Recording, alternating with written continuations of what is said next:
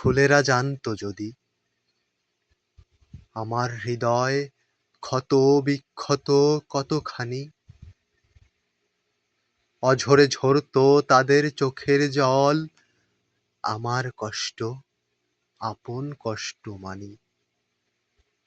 Nightingale আর শ্যামারা জানতো যদি আমার কষ্ট কতখানি কত দূর, তাহলে তাদের গলায় উঠতো বেজে আরো বহু বেশি আনন্দদায়ক সুর।